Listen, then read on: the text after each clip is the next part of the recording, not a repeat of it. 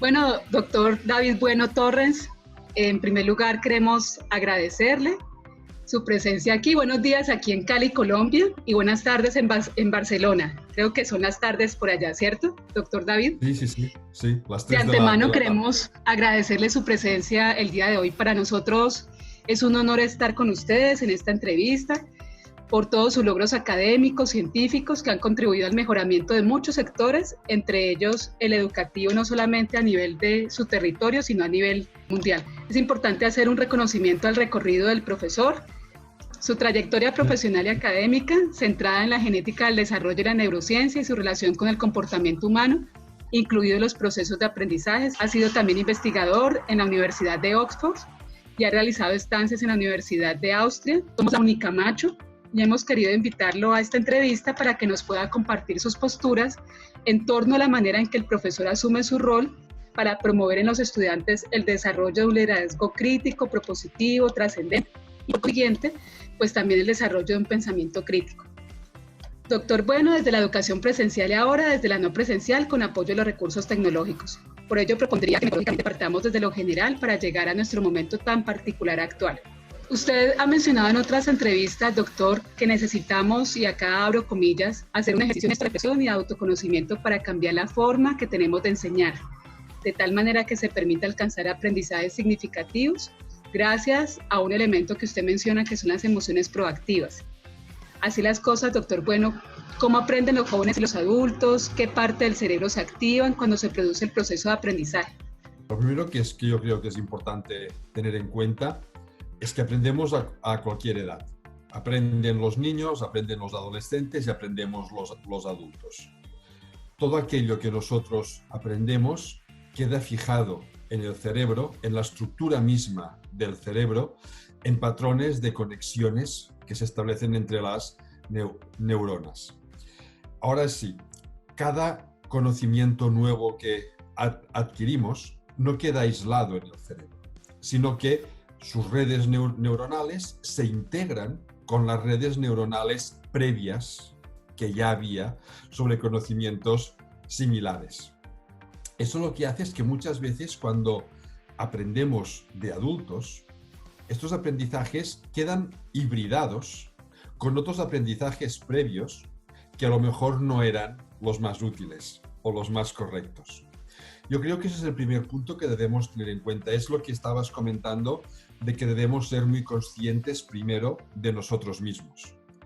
Si nosotros queremos cambiar la manera de enseñar, la manera de transmitir conocimientos, nos va a ser difícil, porque dentro de nuestro cerebro tenemos adquiridos patrones de cuando nos enseñaron a nosotros.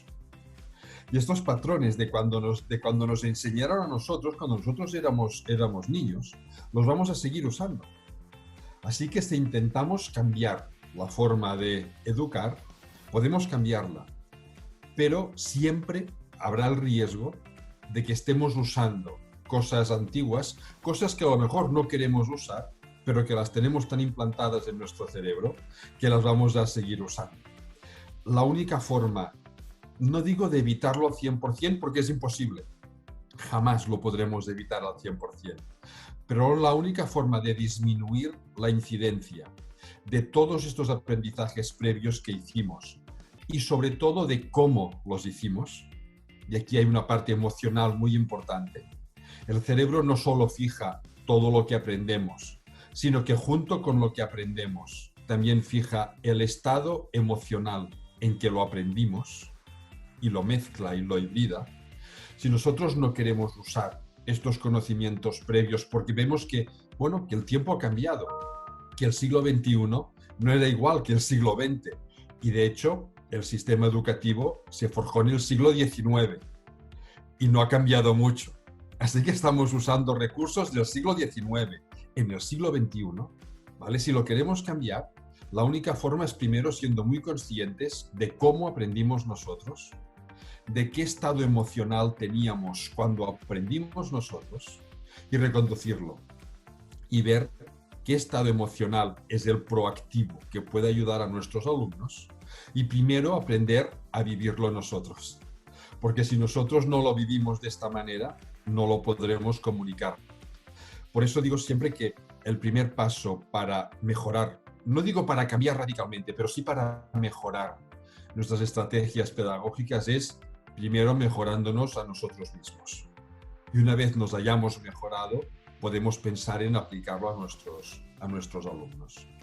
En ese mismo sentido, entonces, para ampliar un poquito eso que usted nos decía, ¿cómo debería ser la forma de enseñar? Aquí podríamos asociar otro elemento y es la parte de ser innovadores en la parte de la educación. ¿Cómo podríamos en nuestro rol de profesores universitarios contribuir a ese cambio de paradigma? Mira, hay dos elementos que para mí son claves en la educación. Uno son las funciones ejecutivas y otro son las emociones. Ahora voy a hablar de ambos temas, pero primero yo creo que es importante considerar por qué aprende el cerebro. Es decir, el cerebro aprendemos durante toda nuestra vida, pero ¿por qué? Somos la única especie. Yo soy biólogo de formación y nunca puedo evitar hablar de biología como especie biológica, ¿no? Pero somos la única especie que basamos nuestra supervivencia en el aprendizaje. Sobrevivimos porque aprendemos. Aprendemos de nuestro entorno inmediato y aprendemos con un objetivo muy claro, que es podernos anticipar a cualquier situación futura. Si nos anticipamos a una amenaza, podemos evitarla. Si nos anticipamos a una oportunidad, estaremos más a punto cuando llegue para aprovecharla. Y nos podemos anticipar porque estamos aprendiendo aquí y ahora y aprendemos de nuestro entorno más inmediato.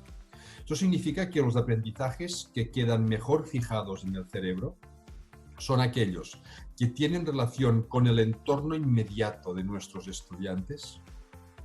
Les podemos hablar de cosas muy lejanas, por supuesto que sí, pero siempre con un referente cercano, porque si no el cerebro no lo va a considerar útil. Solo considera realmente útil lo que tiene un referente cercano. Pues siempre contar lo que sea, por lejano que sea, pero con un referente cercano y siempre proyectándolo hacia el futuro. ¿Y eso para qué les va a servir? Y que ellos examinen, que ellos reflexionen sobre cómo se puede aplicar todo este conocimiento en un futuro, que a lo mejor no lo van a aplicar nunca, bueno, a lo mejor no, pero solo que el cerebro perciba esta utilidad futura, el aprendizaje queda mucho mejor fijado. Entonces, para mí este es uno de los primeros puntos clave, es cercano, pero mirando hacia el futuro. Mirar hacia el futuro implica ser capaces de planificar qué vamos a hacer en el futuro, de pensar a futuros alternativos, planes distintos, porque no sabemos cómo será el futuro. El futuro siempre es incierto, siempre. Así que mejor hacer planes alternativos para tener distintas posibilidades.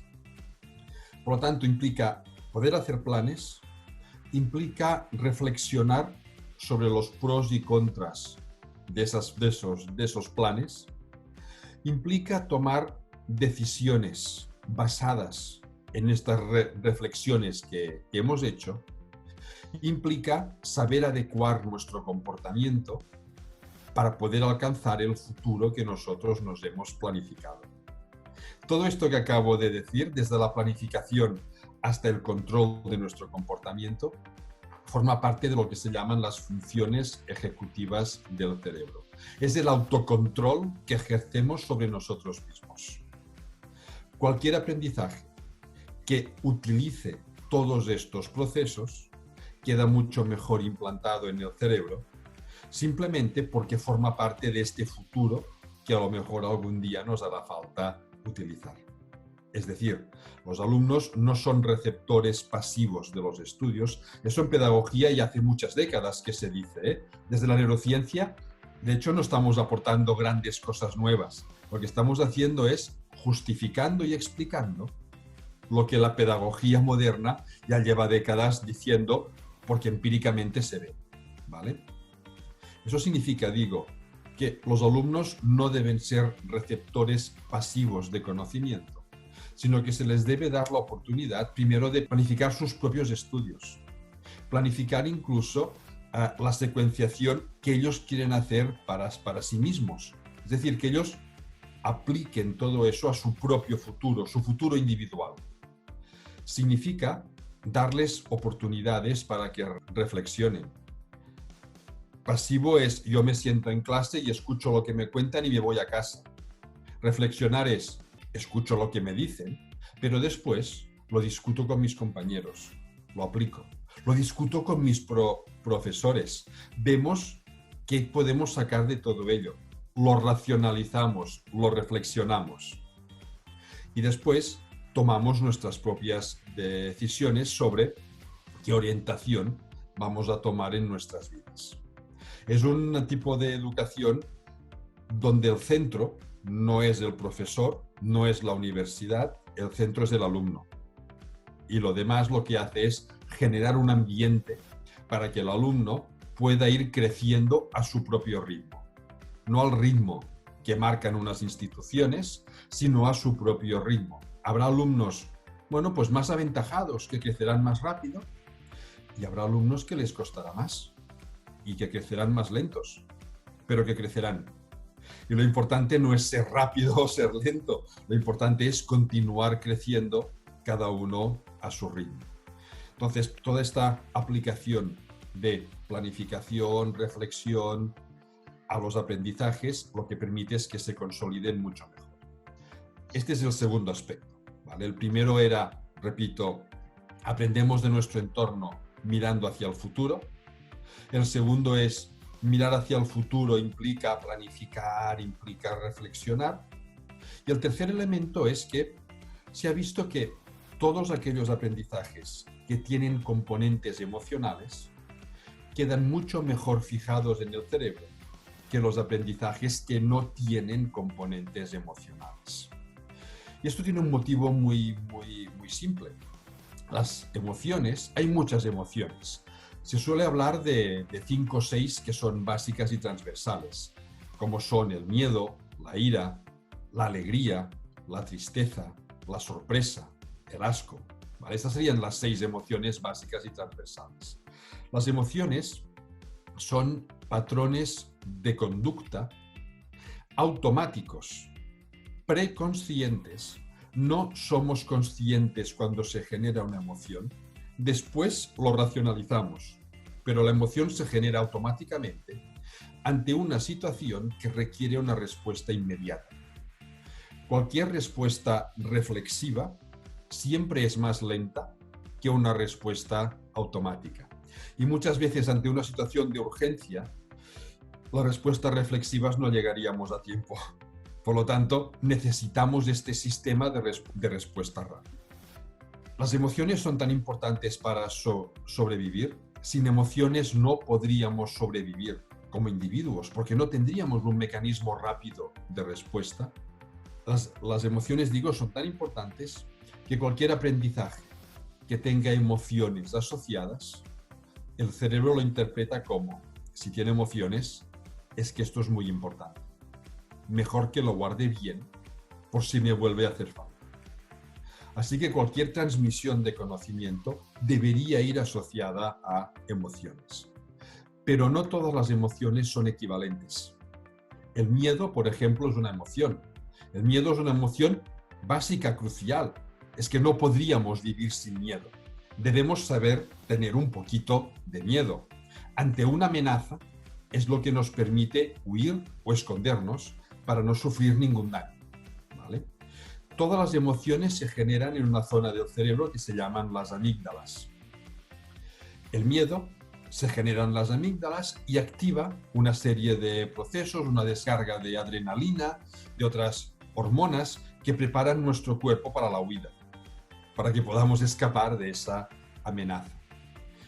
El miedo es muy importante. ¿Qué sucede por eso si aprendemos con miedo? Claro, la primera pregunta es, ¿podemos aprender con miedo?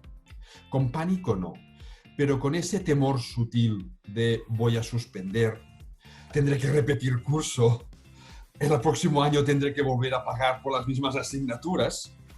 Bueno, pues este temor impulsa a aprender, pero los aprendizajes que se generan son perjudiciales a la larga. Y eso hay que tenerlo muy en cuenta, Porque el cerebro, como decía al principio de esta entrevista, hibrida lo que aprendemos con las emociones que sentíamos cuando lo aprendimos. Así que aprender con emociones de miedo, de temor, lo que hace es que todo lo aprendido lo vinculemos a temor. Y después no lo vamos a querer usar, porque el miedo es muy incómodo. El miedo genera unas sensaciones muy incómodas. No lo vamos a querer usar. Si formamos personas a través del miedo, nadie usa el miedo explícitamente en sus clases, pero es vigilar que no lo vivan con temor. Estaremos formando, decía, personas que no van a ser transformadoras, personas que no querrán cambiar. Porque para transformarte, para cambiar, necesitas aprender nuevas cosas. Y aprender da miedo porque hemos aprendido a través del miedo. ¿Cuáles serían los estados emocionales que deberíamos promocionar dentro de las aulas para beneficio de nuestros alumnos? El primero es la alegría. La alegría es una emoción que se transmite con un rostro pues medio sonriente. No hace falta reír mucho, pero es una cara relajada, los ojos ni muy abiertos ni muy cerrados. La alegría es una emoción que transmite confianza. Yo a veces hago algunos cursos donde les paso a los alumnos fotografías de personas que están alegres, personas que están tristes y personas que están enfadadas. Y les pregunto, entre todas estas personas, ¿a quién elegiríais como un compañero para hacer un trabajo? ¿Un amigo? ¿Una persona que va a estar sentada a vuestro lado en un transporte público, en un autobús durante un rato, que no conocéis de nada y que jamás vais a conocer, pero que estará ahí sentado un buen rato? ¿A quién elegiríais? Y todo el mundo elige siempre las personas que están alegres. Nadie elige nunca a las personas que están enfadadas. Simplemente porque la alegría transmite confianza. La alegría transmite, yo no soy peligroso, podéis confiar en mí. Asumo que vosotros tampoco sois peligrosos, voy a confiar en vosotros. Y aprendemos de quienes confiamos. Y no queremos saber nada de quienes desconfiamos, por si acaso en el futuro nos la van a jugar. Entonces, si queremos favorecer los aprendizajes, debemos confiar en nuestros alumnos y debemos hacer que ellos confíen en nosotros. Y la forma instintiva de generar confianza es estando alegres, entrando en las aulas con cierta alegría, con cierto dinamismo. La alegría es muy importante, pero es una emoción poco intensa. El miedo es más intenso. Entonces hace falta muchas veces añadirle otra emoción proactiva que active a los alumnos. Con la alegría se van a sentir a gusto, pero a lo mejor no terminan de activarse. Esta emoción que activa es la sorpresa. La sorpresa es una emoción que se genera, cuando hay una situación inesperada, un cambio de ritmo. El sentido del humor nos hace sonreír porque nos sorprende. Explicar anécdotas, no cosas importantes, anécdotas. Las anécdotas nos sorprenden siempre. Por eso cuando alguien nos cuenta una anécdota estamos mucho más atentos que cuando nos cuentan una cosa seria.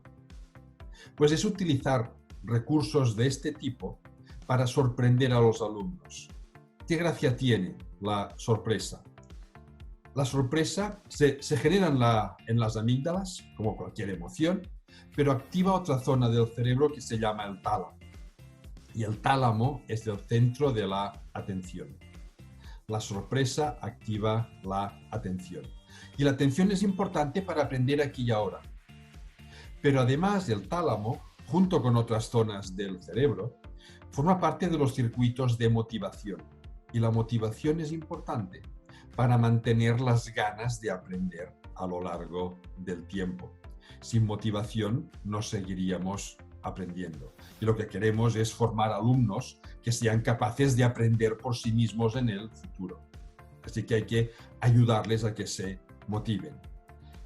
La motivación, además, genera un efecto muy curioso, muy interesante. Y es que siempre va acompañada la motivación de un aporte extra de energía para el cerebro en forma de glucosa y oxígeno, que es lo único que come el cerebro para conseguir energía, lo que hace que este extra de energía hace que funcione con más eficiencia. Por eso lo que aprendemos cuando estamos motivados, lo aprendemos más eficientemente y permite que esté más rato trabajando sin cansarse porque tiene más combustible. Y queda otro detalle más. La motivación es crucial para sobrevivir, porque nos permite continuar adelante con nuestras vidas. Y el cerebro siempre recompensa cualquier actividad que sea crucial para sobrevivir con sensaciones de bienestar, de placer. La motivación genera bienestar y genera placer. Por eso, cuando hacemos cualquier tarea porque nos da la gana, porque estamos motivados por hacerla, aunque no salga demasiado bien, nos sentimos mucho más felices al terminar que no cuando hacemos cualquier tarea por simple obligación, sin que haya ninguna motivación real detrás de esa tarea. Ahora, si nosotros unimos todo esto, lo que estamos viendo es que a través de nuestra actitud dentro de las aulas, estamos condicionando cómo van a aprender nuestros alumnos y cómo van a utilizar, con qué eficiencia van a utilizar estos aprendizajes en el futuro. Unamos emociones, funciones ejecutivas y aprendizajes de lo presente mirando hacia el futuro y tenemos lo que para mí sería el global que deberíamos conseguir a través de la educación. Un último detalle. Muchas veces cuando cuento estas cosas, hay personas a veces que me preguntan, bueno, entonces, si conseguimos transmitir conocimientos de esta manera, ¿ya no hará falta que los alumnos se esfuercen? ¿El esfuerzo es importante o no es importante? Y el esfuerzo de los alumnos es tan importante como siempre. Sigue siendo tan importante como siempre. Si no se esfuerzan, los aprendizajes no van a quedar bien fijados. De hecho, el esfuerzo, cuando termina bien, cuando ellos ven resultados positivos de su esfuerzo, este esfuerzo también genera sensaciones de placer, de recompensa, de bienestar. Y eso es lo que les estimula a seguir esforzándose en el futuro. La gracia no es que no se esfuercen. Debemos plantear actividades que para ellos impliquen un esfuerzo. Lo importante es que cuando planteemos las actividades, sepamos que las van a concluir con éxito. Porque si no las concluyen con éxito, ese esfuerzo no va a ser recompensado. Y si no es recompensante, no van a querer continuar esforzándose en el futuro. Muchas gracias, doctor. En ese orden de ideas que usted decía acerca de la motivación como un elemento importante para facilitar el aprendizaje, ¿cuál podría ser el papel de las tecnologías, de esa mediación tecnológica? Sí, mira, las tecnologías juegan un papel actualmente importantísimo. Es que no podríamos vivir ya sin las tecnologías. Si podemos hacer esta entrevista es gracias a las tecnologías. Si hemos podido continuar ofreciendo docencia de calidad a nuestros alumnos durante esta época de confinamiento, es gracias a las tecnologías. Las tecnologías pueden ser muy motivadoras, por un motivo, y es que al cerebro le motivan especialmente las novedades. Somos una especie biológica que nos fascinan las novedades. Si no nos fascinasen las novedades, nuestros ancestros, hace 100.000 años, jamás hubiesen salido de África. ¿Para qué salir de África, que es la cuna de la humanidad, si no te gusta conocer cosas nuevas? Si no nos gustasen las novedades, seguiríamos viviendo como en el Paleolítico. ¿Para qué inventar nada nuevo si ya estoy bien como estoy? Entonces nos fascinan las novedades. Y la tecnología digital lo que hace es acelerar el proceso de novedades. Con un smartphone o con una tableta táctil, simplemente pasando el dedo, yo voy pasando de una página a la siguiente, a la siguiente, a la siguiente, a la siguiente. Es un montón de novedades por minuto. Algo que la tecnología analógica, los libros, no nos permiten. Esto hace que la tecnología digital sea especialmente motivadora. Yo no creo que nos tengamos que preocupar demasiado para que la tecnología sea motivadora, porque ya lo es por ella misma. Otra cosa es que lo que les ofrezcamos a través de la tecnología les motive. Y aquí sí que debemos poner mucho cuidado. Ofrecerles cosas que les motiven por ellas mismas, no por la tecnología que hay detrás. Así que lo importante es fijarnos en qué les damos, qué recursos les damos, cómo secuenciamos estos recursos para que les sean motivadores. Y es muy importante esta última palabra, secuenciar. ¿Cómo secuenciamos los recursos? Porque cualquier aprendizaje, para que quede bien fijado en la memoria, precisa de un cierto tiempo. Si no estamos un cierto tiempo trabajando con algo, el cerebro no lo considera valioso y tampoco no lo recuerda. Si nosotros damos mucha cantidad de información y la tecnología nos lo permite, si damos mucha cantidad de información y no dejamos tiempo de reflexión, volvemos a las funciones ejecutivas que comentaba antes, la reflexión. Si no dejamos tiempo de reflexión, esos aprendizajes no se van a fijar con suficiente eficiencia.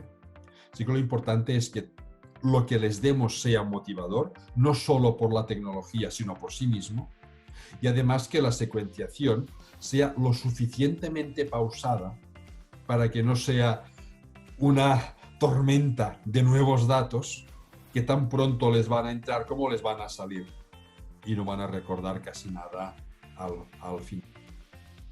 Gracias, doctor. Estamos en un momento muy particular, ¿cierto? Usted decía en una entrevista, ante un futuro incierto, debemos formar personas con carácter transformador y curioso. ¿Cómo debería ser la educación superior en estos tiempos de pandemia con el uso de las tecnologías?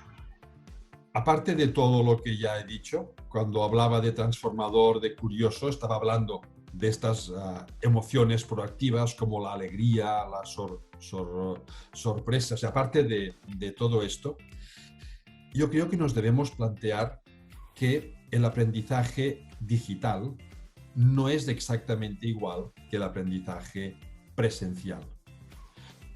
Cuando estamos físicamente ante nuestros alumnos, estamos comunicando mucho más que unos simples conceptos.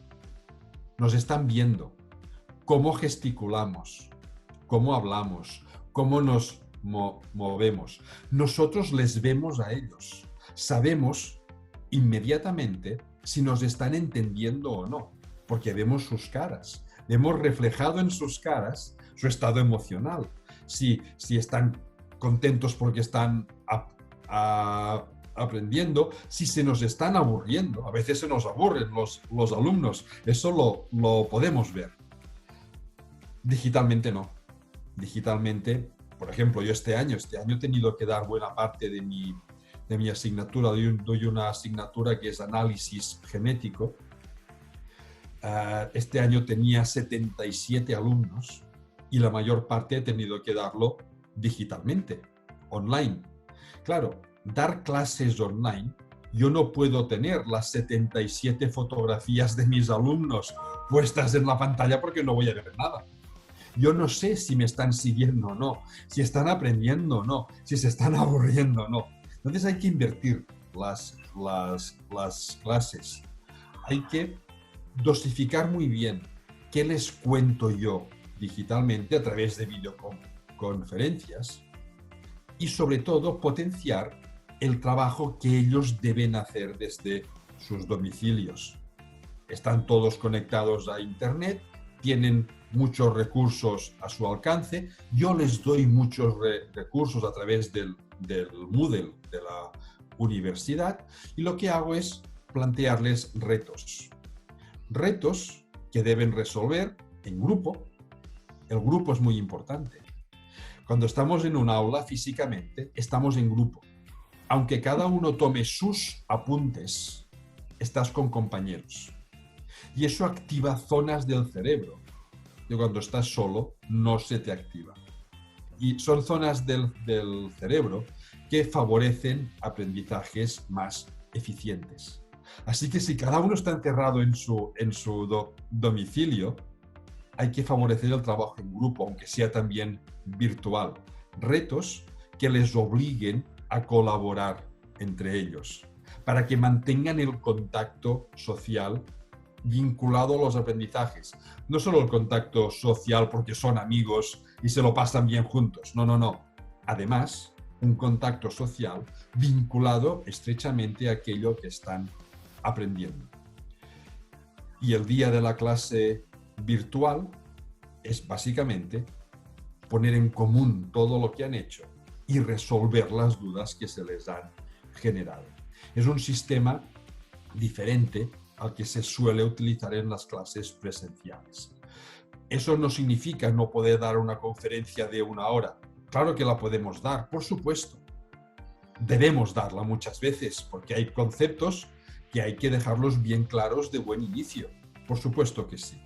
Pero si, por ejemplo, durante la formación presencial yo estaba dando 3 clases semanales, 3 horas semanales de conferencia, de clase magistral, que se llama, ¿no? Y después un par de horas más de problemas, de retos, de situaciones reales, ¿vale? Pues aquí 1 sola hora de las 3 de videoconferencia es más que suficiente. Y el resto hay que reconvertirlo. Es cuestión de incluso muchas veces ponernos en la piel de nuestros alumnos. Si nosotros fuésemos alumnos, aguantaríamos, porque claro, no están dando solo nuestra asignatura. Cada día dan 4 asignaturas diferentes. Si yo les doy una conferencia, el profesor que viene después, que a lo mejor es, no sé, de ingeniería genética, les da otra conferencia. Y el profesor que viene luego, que es de biodiversidad, les da otra conferencia. Nosotros aguantaríamos 4 horas diarias de videoconferencias. No, seguro que no. Bueno, yo al menos no las aguantaría. Pues démosle una y el resto que lo trabajen entre ellos, que sean retos, que sean esfuerzos. Y eso también es muy importante. Al final hay que hacer algún tipo de examen, control, prueba, da igual el nombre que le pongamos, para valorar que han adquirido los conocimientos. Pues bien, ese examen debe estar adecuado a la forma como nosotros hemos gestionado nuestras clases. Si yo he hecho una parte muy importante de trabajo grupal, una parte del examen debe ser grupal. Aunque eso signifique que hay alumnos que mejoren sus notas sin que sepan tanto. Pero una parte debe ser grupal. El examen debe reflejar la forma en que yo lo he explicado. Si lo he basado en retos, en problemas, en situaciones reales, el examen debe contener retos y situaciones reales. No solo preguntas de tipo memorístico, porque yo he enseñado de otra forma. Entonces hay que reajustarlo todo. Repito, no son grandes cambios. Muchas veces es solo invertir lo que ya estábamos haciendo. Gracias, doctor. La otra vez escuchaba también en una conferencia que usted daba que todos estos tiempos de pandemia tenía una incidencia en el cambio del currículo, que había que priorizar algunos contenidos. En la educación superior, ¿cómo se vería eso también? Bueno, eso hay que hacerlo seguro.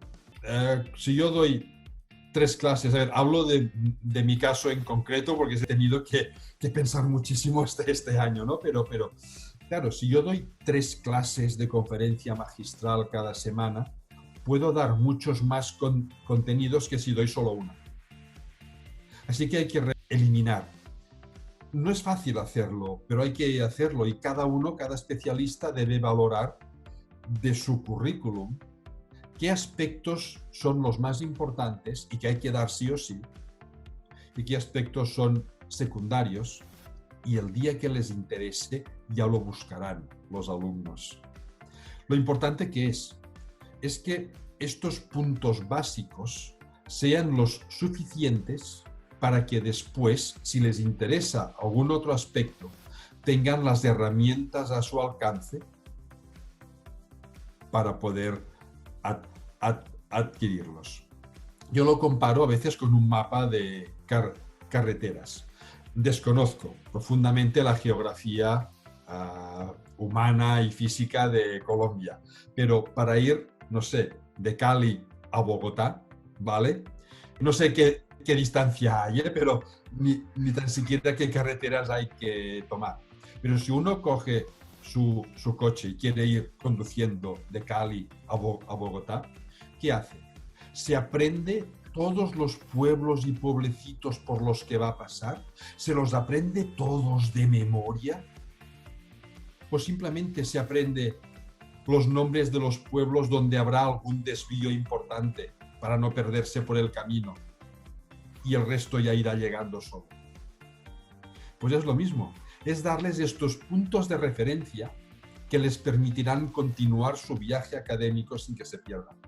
El detalle que ya aprenderán si les hace falta. Si yo me detengo a medio camino porque me ha entrado sed y quiero tomarme un refresco, ya miraré el nombre del pueblo donde estoy. Y si no, pues no hacía ninguna falta que me lo mirase. Si yo tengo los puntos de referencia claros para no perderme, pues ya irán llegando cuando me hagan falta. Doctor, usted también hablaba sobre esa incidencia del currículo y la necesidad de desarrollar esa capacidad de resiliencia. Como profesores universitarios, ¿cómo podríamos contribuir para esos fines? Pues de una manera muy difícil, y es siendo resilientes nosotros. Digo difícil porque a veces es difícil serlo, ¿no? Pero no, ahora hablando más en serio. Cuando nosotros damos clase, estamos comunicando muchos conocimientos, pero también estamos comunicando actitudes vitales. Las actitudes vitales no se pueden explicar. Si yo reúno a mis alumnos y les explico racionalmente qué es la resiliencia, todos lo entenderán seguro, pero eso no les enseña a aplicarlo. ¿Cómo les enseñamos a vivirlo, a aplicarlo? Viviéndolo nosotros. Dentro del cerebro tenemos todos unas neuronas que se llaman neuronas de espejo, que se activan de la misma manera cuando realizamos cualquier acción que cuando vemos cómo la realiza otra persona. Si yo veo a una persona que muestra resiliencia, indirectamente me está enseñando a ser resiliente. Si yo veo a una persona que se esfuerza, indirectamente me está enseñando el valor del esfuerzo. Si yo veo a una persona que se sorprende, que es curiosa, me está enseñando indirectamente el valor de ser curioso. Entonces los profesores, a cualquier nivel, también dentro de la universidad, deberíamos transmitir, manifestar y vivir. Por eso digo que a veces es difícil, porque debemos vivir en primera persona todas estas actitudes que creemos que son importantes e interesantes para nuestros alumnos. Si yo llego a clase y veo que no me está saliendo bien la clase, a veces pasa. Llegamos, llevamos 20 minutos dando clase y de repente te das cuenta de no me están entendiendo para nada. Vaya fracaso la clase de hoy. Si ahora mismo que ha habido pues toda esta situación que hemos tenido que cambiar en muy poco tiempo, en días, nuestra forma de dar clases. Si yo no me esfuerzo para hacerlo bien, ¿qué les estoy transmitiendo? Ante una situación de emergencia, si yo me esfuerzo y ellos ven que he hecho un esfuerzo para ajustarme a ellos, ¿qué les transmito? Esforzarse es un valor que vale la pena conservar, que merece la pena trabajar. Entonces la forma de ayudarles es viviéndolo nosotros primero. Queremos de todo corazón agradecerle por este espacio que nos ha otorgado. Para la institución universitaria Antonio José Camacho es súper importante la formación de las profesoras y profesores para una educación de calidad. y esos aportes que nos da creo que son muy significativos. Te agradecemos de todo corazón y de verdad esperamos que de aquí en adelante sea un espacio, ojalá, de cooperación formal. Doctor, muchas gracias. Es usted muy amable. Un placer haber estado con todos. De todo corazón. Que esté muy bien, doctor. Hasta la próxima.